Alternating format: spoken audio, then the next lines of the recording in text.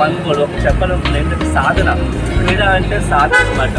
It's not like ఒకరోజు వచ్చి యోగా చేసి, ఒకరోజు వచ్చి ర్యాలీ చేసి, ఒకరోజు చూసి బాడీ ఫిట్నెస్ కాదు క్రీడ. క్రీడ అంటే ఒక సాధన. ఎవ్రీడే ప్రతిరోజు ఇది సాధన లాగా.